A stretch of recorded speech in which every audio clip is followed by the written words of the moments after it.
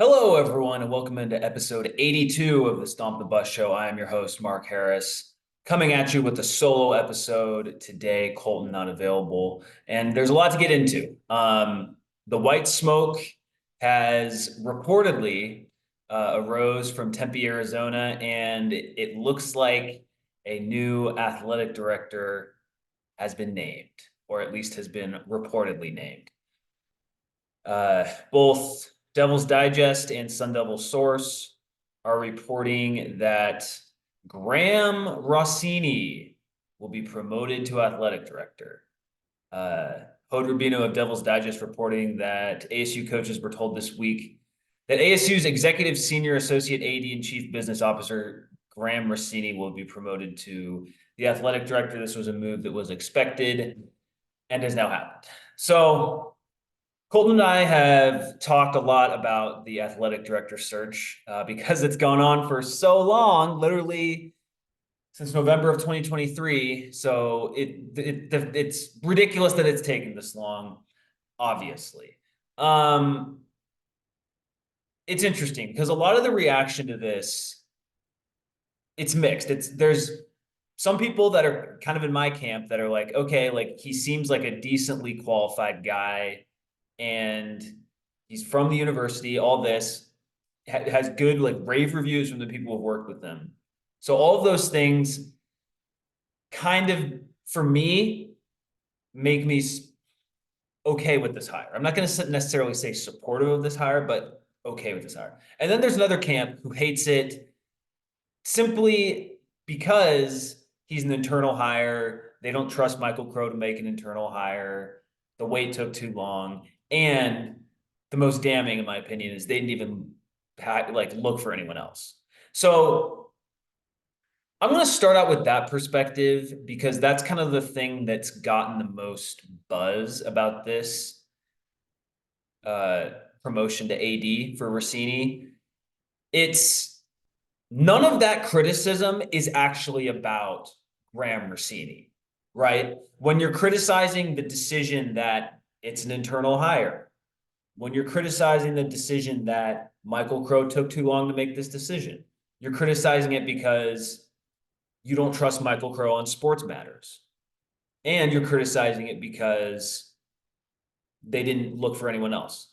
All of those are very valid criticisms, but none are actually about Graham Rossini, the person, the athletic director, or the now athletic director, right? Like, it's all about the process of which this was handled, and who his boss is.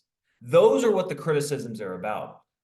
But I'm going to need to hear more criticisms about, like, Graham Rossini than just, I don't want to say external because it's not external, but process and concerns about his boss in Michael Crow.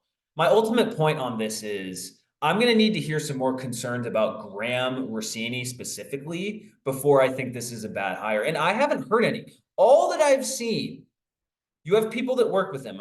Quote, this is Brendan Cunningham. I'll share the tweet on here. Basically, someone who worked with Graham Rossini saying, this guy is awesome. He's a great leader, detail-oriented, right? So sharing this, yeah, right here. Brendan Cunningham, he is Director of Development, ASU College of Liberal Arts. So he works at ASU. I say this without exaggeration. Graham is the single most organized strategic leader I've been around. It's almost superhuman. If there's anyone that can right the ASU athletic ship, it is him. That's a strong endorsement. And to me, stuff like that holds a lot more weight than, oh, I don't like Michael Crow, so I'm just going to be mad at anyone he picks. Look, Colton and I have gone over this ad nauseum. Like, the internal hire, the process is terrible. Like, there's no debating that. Like, it's objectively true that the process that Michael Crow and ASU employed to come to this point was bad. There's just the fact that it took so long. You know, they say that, oh, it's because of the investigation. I wonder how. the thing with that is like Graham Rossini wasn't, yes, he was here once. He worked under Ray Anderson, but he wasn't here when any of all that stuff was going on. So I don't know why that would be a holdup, but maybe they just wanted to make sure it was officially out of the way. That's being charitable to them, but there is some sense to that. So that's at least some of an explanation of why this took so long. Not vetting, like not even looking for anyone else. There's no excuse for that. There's not. So again, these are process related criticisms. And then you have the stuff with Michael Crow, who look like Colton and I have gone on and on and on and on about how much we think Michael Crow is misguided when it comes to athletics. We can talk on and on and on. Michael Crow was making the hire no matter what, right? So if he's going to make an internal promotion, if he's going to not look really at any other candidates, it's a good thing that Graham Rossini is at least here and in place, because he might have taken a job elsewhere. That's the thing, is like Graham Rossini is very well thought of in the college sports administration world. There was something like 40 under. He's won some awards, or yeah, he was Phoenix Business Journal's 40 under 40 at one point. So there's a lot of things that like he was a known commodity. Sure, like he probably at this point in time shouldn't be in charge of an athletic department, like, or someone of his profile that's a better way to put it, shouldn't be in charge of like a school the size of ASU's athletic department. But like he would have been an athletic director somewhere else potentially, right? Like that's the thing, is like he could have left and been Northern Arizona's athletic director, or whatever, like a school of that level. But he's a Sun Devil. He is a Sun Devil, like clearly. And that's another important thing in this. Like knowing, like for one, he just wants ASU to do well. He doesn't care about it as just like a job. So that's really important. As we see with Dillingham, that is very important. And he's experienced in the college sports landscape. He's not parachuting in from the NFL like Ray Anderson, or coming in from somewhere else like Steve Patterson. Like he's been in college athletics when college athletics was really changing, and he's done a lot with NIL. He's very important in NIL. He was responsible for the Mountain America Stadium naming rights deal, which some people don't like. That's a really big feather in his cap, in my opinion, because he understands that like, hey, this is a money-making business. We have at ASU specifically, like you need to, turn over all the couch cushions and be creative and just whatever you need to do to generate more funds for potentially paying players out of your own budget, right? Like that could be within like the next 2 years. So it seems like a guy like Graham Rossini is much more capable of leading that, understanding that. And I think that's really important, that he has these connections with the Phoenix business community. Kenny Dillingham can only do so much, generating buzz and business opportunities for the football program and its, by extension, its players. You have a guy like Rossini, he knows even more people. He's been around the Valley longer. He's worked for the Diamondbacks. He was important in the Desert Financial naming, not the actual arena, for the basketball arena. So like that is very important. What is also interesting to me is I'm looking at his bio. Rossini also led over 300 million in capital projects during his time in MLB. He oversaw the design, construction, ticket sales, and marketing of Salt River Fields at Talking Stick, the award-winning LEED gold certified spring training complex. The complex was a finalist for Sports Facility of the Year from Sports Business Journal and has received over 40, quote, best of awards. The complex has led baseball in total and average attendance each season since opening in 2011. He was also responsible for the planning and design of the D-backs newly completed player development and education academy in the Dominican Republic. Being behind Salt River Field, being the guy who like was leading that project is also a fantastic, huge feather in his cap because that is like the best spring training facility in the valley, in my opinion. And I don't know what it took to like get its location, but it's a very great location as well. So overall, my thoughts on this are it is totally understandable and just correct to be wary of Rossini's boss, Michael Crow, obviously, and the process to which Rossini was hired. I get it. Colton and I have talked about that forever. That said, Graham Rossini himself seems like a pretty good candidate. He seems like a pretty good candidate. And I was listening to Jody Ayler today, his podcast from Fox Sports 910. He had a little segment on it, and he was saying how it's him being used to the extremely unique circumstances at ASU where you work for Michael Crow, where you are a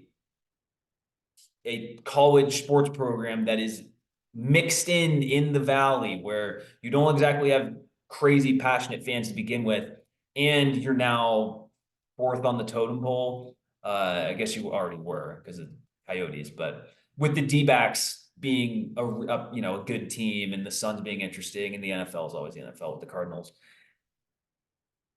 He is understanding of all those things, and I think Jody made a really good point that like, yeah, you may not like the process to which they got there, but Rossini has been in the mix of all the unique stuff that you have to deal with at ASU. And I think that's really important that he's not unfamiliar with the, goals and quirks of Michael Crow. I think Rossini is someone who can succeed to the best of his abilities under those stipulations, right? And it's not like you're some athletic director coming from some, UConn, for example, David Benedict. They probably do things at UConn a little differently because they have, success. They don't have Michael Crow swooping in and messing things up, right? Like, so I get that. And I feel like a lot of the frustration is just fans being mad at Michael Crow. But with this one, it's just, I think the process can be bad, and that doesn't 100% mean the hire is going to be bad, right? Because when you just see all of these, I've seen so many people on social media or Twitter specifically, just be like, man, like this guy really knows what he's doing. So Kendall Rogers, I'm reading a quote from him, Division I baseball managing editor. Whoa, this is awesome. Graham Rossini is a great dude, and most importantly, he actually has a clue about college baseball as a former ASU baseball staffer. That's important. That's really important. I don't know how much an athletic director, like with football, a lot of the football stuff's kind of more or less set up now with Dillingham as he enters year two. Basketball, I think basketball will have a huge impact, but baseball, like that's really where the athletic director can have an impact, right? Like especially with NIL. I kind of criticized Willie Bloomquist last episode or a few episodes ago when he made the comment of like, oh, well, I need to know who I need to get in touch with for NIL. It's like, dude, like you should have already known who to get in touch with. Like there are ASU baseball boosters out there. However, pretty good that you now have a baseball minded athletic director in Graham Rossini who can, connect Willie Bloomquist with donors, maybe generate more donors to come in for ASU baseball. So that's important. And again, with ASU baseball, like they're having a good little run. And I mean, Ken Vu and Nick McLean are just tearing the cover off the ball. Just incredible. They're playing super well right now, but the season overall has been kind of a disappointment. And like ASU baseball is the one program at ASU, one team sports program that is like considered a blue blood. Now they're more on like the Nebraska side of blue bloods than they are, like Alabama, right? But that's still better than any other major ASU sport, right? Like, and it's not like with baseball, there's less obstacles to becoming an elite team than there are college football, especially in Nebraska's case. And so when you have someone like Rossini, who was there, maybe not during the glory days of ASU baseball, but during like some really good successful runs in the, you know, late 2000s, early 2010s, that time frame, like he's seen what it looks like. And like I would trust him to be the person who like gives them the resources so that they can be one of the better programs in the Big 12 and potentially get back to a college World Series, right? Like he's seen it. He's a baseball guy, worked for the Diamondbacks. And I think that's so important that you can't just let baseball be withering on the vine, You can't. It's historically too big of a program at ASU. And, it's the program that has the most likely chance of actually winning a national championship. Maybe you put hockey in there now just because of kind of the nature of it. But even then, like ASU baseball, like there's a precedent there of being really good. And it's not all in, the 80s and 70s and 60s, right? Like they haven't won a championship since the 80s, but like I think they've made it to the College World Series championship twice. So like they've knocked on the door, they've put guys in the league. Um, so ultimately, like it's not I've just seen way too many criticisms about this hire that aren't focused on Graham Rossini, the person. And so to me, it's like, okay, well, when I see all these other people who've worked with him, I've seen some criticisms like, oh, we're just hiring him because he's a good guy. It's like, no, no, no. He's a good guy. And he's like fairly qualified too. Like there are legitimate things on his resume that you can point to and be like, oh, this is impressive. Oh, this is impressive. Um, Peter Boyle, who is a he's like the main liaison for Sun Angel Collective. Obviously, he's been successful in business. He's very supportive of the hire, and that's so important. Like, look, like he would know way more about NIL than the average ASU fan who's pissed off about this. And so just writing him off because he's an internal hire is dumb to me. It really is because look, I mean, Robert Sarver here in Phoenix, bad owner. He was a bad owner. Like, there's no getting around that.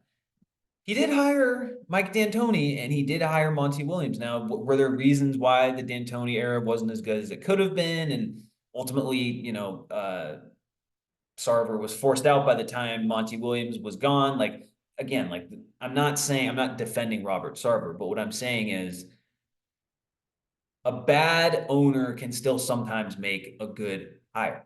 And this is Michael Crow in this case is the bad owner. Um, I just, there's too many people saying really good things about Graham Rossini for me to just be like, oh, well, it's an internal hire, so therefore it will 100% be bad.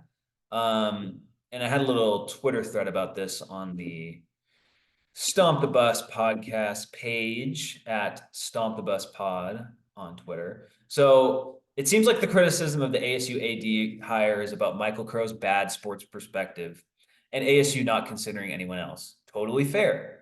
But Graham Rossini is getting rave reviews from the people who've worked with him. And to me, that's the most important part of this. When you have people saying things like he's a great strategic leader and he's a perfect fit for ASU, it's hard for me to be too upset about Rossini getting the job. None of the criticism of this hire is even about Rossini. It's about his boss and what his hire represents, which is fair, but that doesn't mean he's incapable of doing a good job. So that's kind of where I'll end my thoughts on this. But I'm really looking forward to just ASU not being rudderless. It's not going to fix everything. And Colton and I have addressed this on the show. Like some of these guys leaving for the portal, like Elijah Badger, if he goes to U of A, I just, please don't. Like, I don't want to have to think of you in a very different way if he goes to U of A, but like, Elijah Badger goes to Washington or Florida. Okay, like the athletic director wasn't stopping that. And what the athletic director would have to like that's only going to be fixed in time. And it may never be fixed because we're in the Big 12 and UW and Florida can say, hey, you want to play with in the real league before you get to the NFL? You want to play in the SEC? You want to play in the Big 10? Transfer here, we'll offer you way more money. Like Ed Woods leaving from ASU to go to Michigan State. Like Rossini isn't the difference in that, but he might be the difference in Bob Bowman leaving for Texas or not, because it's pretty easy to leave a job when there's no actual leadership that you can bounce your offer off of or consult with. So like it's those types of things. It's apparently he was pretty instrumental in the hire of JJ Van Neal for the volleyball team. That's really good. That's really good. That I mean, JJ, that's probably the best of any team sport at ASU. The volleyball success getting, I forgot how far they've got. I think they got to the Sweet 16 of volleyball and they lost to Stanford. So like, it's a really good year. It's a really good year, and they were bad before. So getting the JJ Van Neal hire right is good. Those are the types of things. Like if they have to make a change at the softball coach eventually, like I trust him to make the decision. If next year the Willie Bloomquist era, doesn't really I'm searching for the word, have success, materialize in a big way, I would trust him to make a good replacement hire. So, I just, and look, with basketball coach Bobby Hurley and football already in place, like a lot of the things that athletic directors get judged for are already off the table, right? So the first like big judgment of him may be in like 2 years if Bobby Hurley's gone, who do they hire to replace him?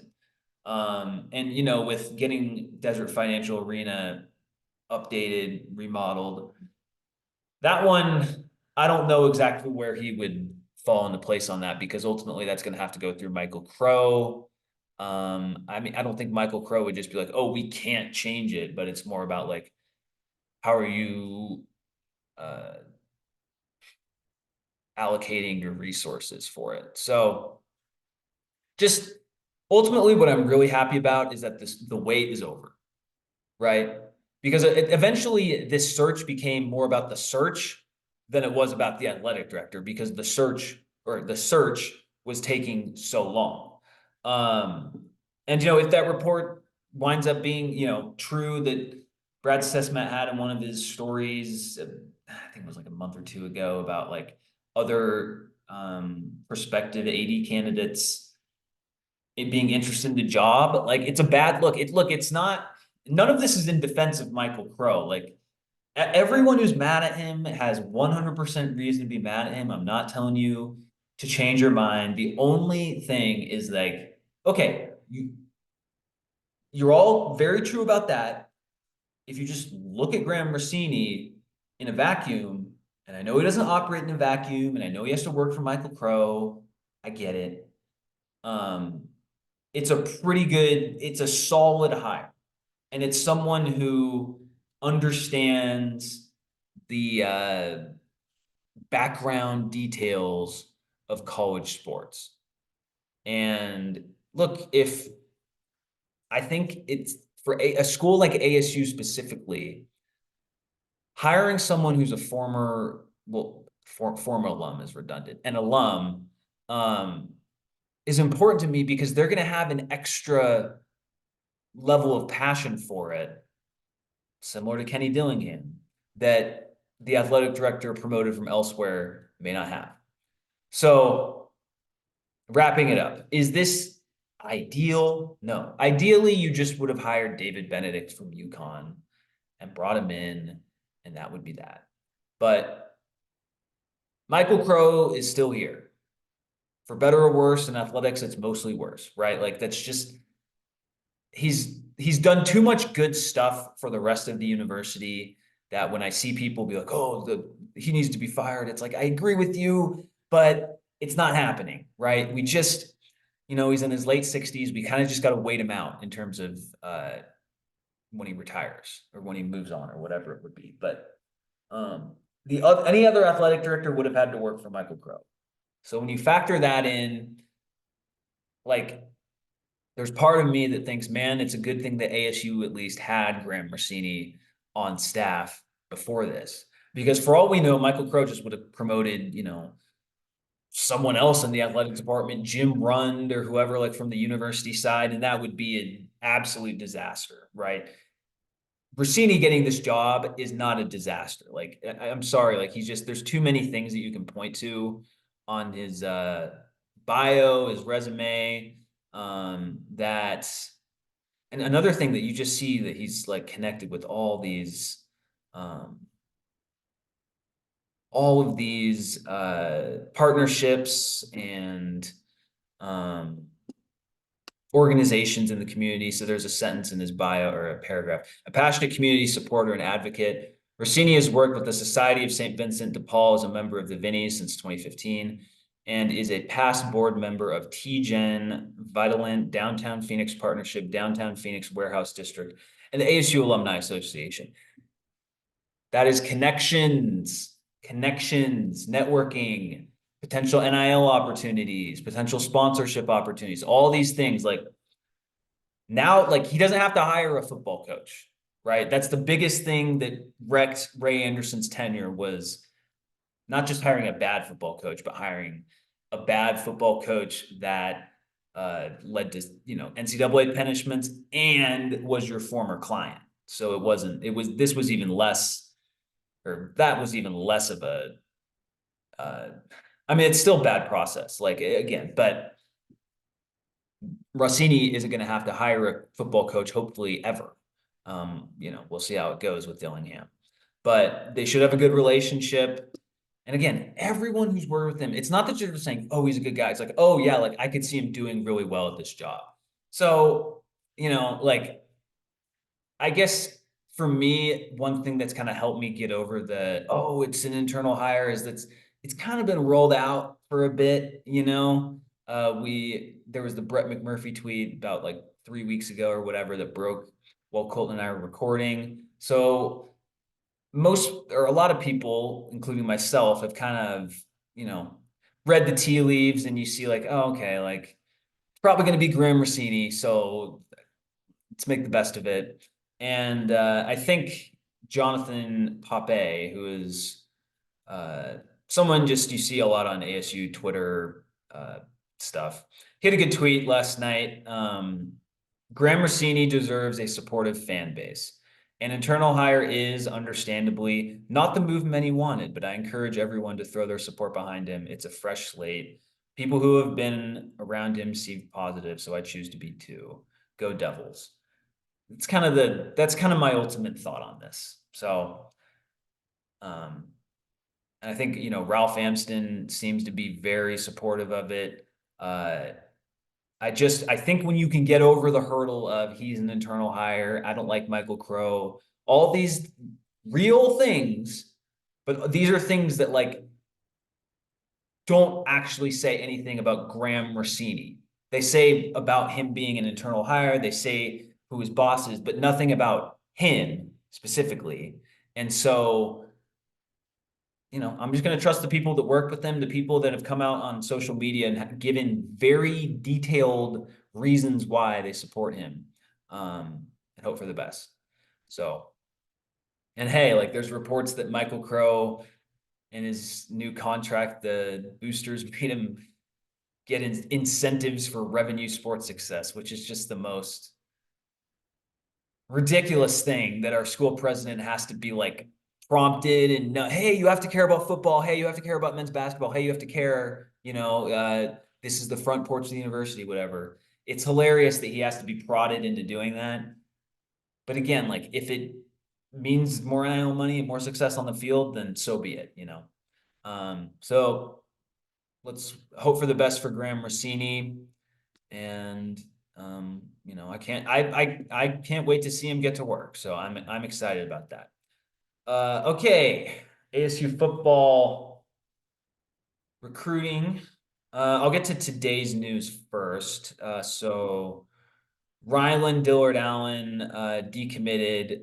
It's been reported, Chris Cartman of Sun Devil Source, that the ASU coaching staff doesn't want their commits taking visits while they're committed. Well, Dillard Allen said he was going to go to commit or visit Texas A&M yesterday, and today he's saying he's decommitted. So looks like he's gone. Sucks. Would have been great to have him. He's really fast, but it is what it is. And I saw that ASU is currently still the top recruiting team in the Big 12 and 14 overall in 24/7. I mentioned this is from Hayes Fawcett from On3. Elijah Badger, top receiver in the portal, of course, down to Arizona, Florida, and Washington. I don't think like the vast majority of college athletes care about like their legacy at a certain school and being a true like Gator or a true Sun Devil. I don't think that they really care about that at all. I just like going to U of A. I'm trying not to be too like fan brained about this, but like, man, like that's the one school you can't go to. I'm sorry, like that's the one school you can't go to, and like it people are going to be mad. Like people are going to be way more mad than if you went to Washington or Florida. And this is a little bit hypocritical because ASU added a defensive lineman, Kongaika, from U of A from the portal. But the fact is, Kongaika is not as good or as known or as relevant as Elijah Badger. And so when you're a way better player with a way better, bigger name, who has been at ASU for like 4 years total, I think at least 3 years. He recently graduated, so like that's awesome. Um, like that's going to it's going to just generate more reaction because you're just a better player than some backup defensive lineman, you know? And I think another thing that would be really annoying about this is like, okay, like sure, you left ASU, sucks, but it happens. At least take a step up in like, I'm not going to say competition because I think U of A is going to be pretty good this next year, but a step up in prestige. Florida and the University of Washington are both better overall programs than Arizona and Arizona State. Both Arizonas. So like just go there. They will more than likely have more NIL money offered. Just I don't know anything for sure, but it sure feels like those schools would have more. And both schools just produce a first round wide receiver. Of course, one of those. Florida literally did it with Ricky Pearsall, who obviously was an Arizona State Sun Devil. And Washington did it with the Dunze and almost did it with Jalen Polk. And at U of A, you're going to be the second option. Like Elijah Badger is a great player, future NFL player. He is not better than Tetero McMillan, and there's no real argument for that. So I know that Bobby Wade is at U of A, and he was a big deal in his growth at ASU. So I get that, but I just I honestly like it's saving himself a lot of negative reaction if he goes to Florida or Washington. And like when it comes, like I don't think Elijah, if he does go to U of A, I don't know how much I don't think it would really affect ASU's win-loss projection at all. Because I think ASU is going to lose the Territorial Cup this year with or without Badger on the Wildcats. Like I don't think that I think, I've kind of stuck with 6-6. I think that like one of those six losses is going to be the Territorial Cup anyway. So like I don't think he's going to have an impact on ASU in that sense. But man, like going to U of A, just like really like, and you can't play like he's been here long enough. He's clearly, he's smart enough to get a degree. you can't play dumb and be like, oh, like whatever, like it's just I'm choosing a new opportunity when people inevitably get mad at you for going to ASU's really their only rival. So I just hope that he doesn't go to U of A. I mean, I guess it's a 1/3 chance of it happening, and the other two schools are both uh, larger brands than U of A. So, like, from that perspective, it seems like it would be unlikely that he would go there. But I hate that it's even a possibility. So we'll see how that plays out. But I will say this, getting ahead of it, like I don't think Elijah Badger going to U of A impacts how the season plays out for ASU because I don't think he's getting like I pray that he, hypothetically isn't the difference between a, ASU win or loss in that final game. Maybe he helps U of A win one extra game or whatever, but yeah, we'll see. So, but a lot of the other, there's been some decent news on the transfer portal front though. ASU did get a wide receiver, 6'4" Malik McLean. He was at Penn State for a year, where he was a kind of backup receiver, 6 catches, 71 yards, 1 touchdown. But 2 previous seasons at Florida State, he had 2022, 206 receiving yards, 3 touchdowns, and then 2021, 190 receiving yards and 2 touchdowns. So he's been a productive college player in the past. I think that is important. So I think that he'll contribute to this team. And, he's been described as a good run blocker, 6'4", 200 pounds. I'll take it. Welcome to the team, Malik McLean. Officially got Zach Swanson. We hinted on that on the last show. Jeff Sims, quarterback, is officially transferred in. I've seen some podcasts out there like, what does this mean for ASU? It's like he's probably going to be the backup. He's a better backup than Trenton Bourguet would have been, but he's probably just going to be the backup. That's kind of where I'm at with that. And then the most interesting transfer is a running back, which is a position ASU did not need, but Alton McCaskill, junior running back, is coming to ASU anyway. He was a big pickup for Colorado this time last year, or around this time last year. He's now leaving the Buffaloes. And as a freshman at Houston, he was the 2021 AAC Freshman of the Year. So, like, this is a good pick. I mean, now ASU's running backs, it's Cam Scadaboo to Carlos Brooks, Alton McCaskill, who as a freshman ran for 961 yards and 16 touchdowns, 5.1 yards per carry. He had 21 catches for 113 yards and 2 touchdowns that season as well. So this guy is pretty good. And it's great to have him. Like it's completely extra when you already have Scadaboo, Carlos Brooks, Rayleigh Brown, Kyson Brown, and now you're adding McCaskill. But it does fortify that, like, that's now your best position group, in my opinion. It's either running backs or safeties. So you are really, really set up with running backs. So that's really good to see. And it is a high profile transfer. So I kind of like that.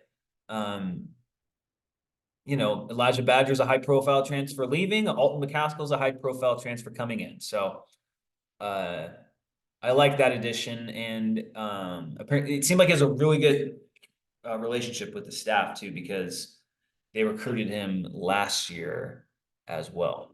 All right, wrapping this up. ASU men's basketball got another commit as well. He's a transfer.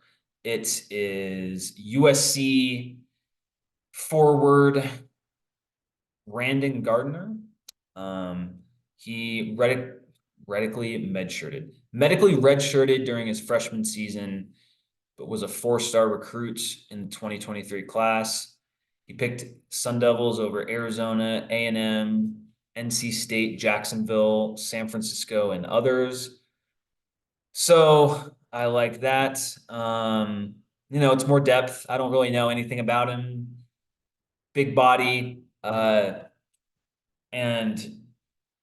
I think it's, the roster's kind of coming together. We've obviously talked about the Jaden Quaintance edition. Uh, Pretty much it has to be for more NIL, right? And that ties in with the documentary series that could happen with ASU basketball this winter. But it was nice to see the tweet that like he's officially here, he's on campus. So like he is a Sun Devil at least for this year. And he got a new teammate in Brandon Gardner.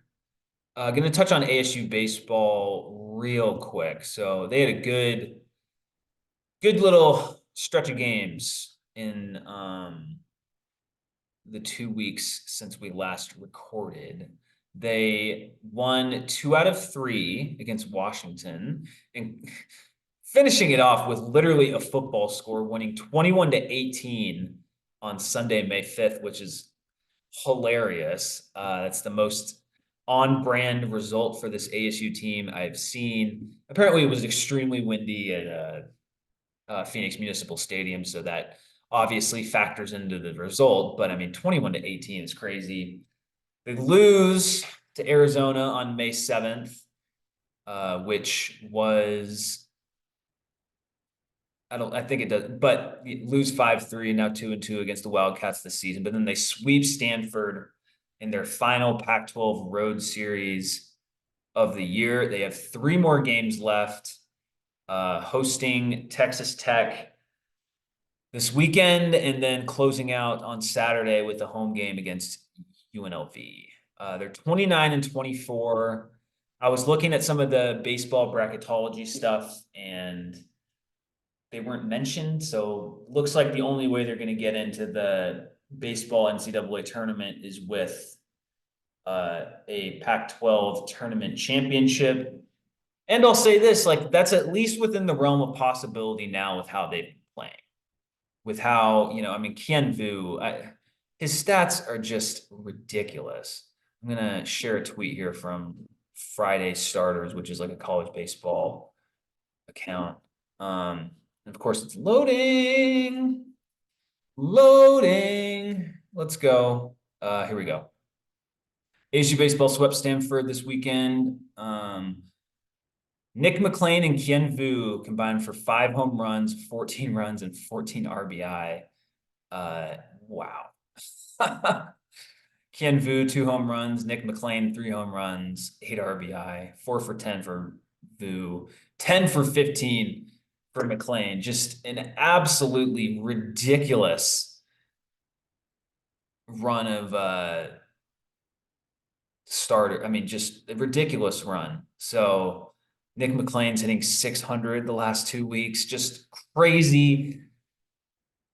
Hopefully it's enough to propel ASU into the NCAA tournament. I think it's probably too little too late, but still good to see. Still very good to see. And you hope that they can return. You hope that Graham Rossini and Willie Bloomquist raise enough money to keep them. And yeah, so wrapping this up, I completely understand the angst and the frustration of the process to hire Graham Rossini, but that is now in the past. And with all that said, it sure looks like Graham Rossini is decently qualified. Not fully qualified, like it would have been better to get an existing AD, 100%. I will not fight anyone on that. But in light of all the circumstances, this is a pretty good result. And I think Graham Rossini might be the guy for the job. We'll see how it goes.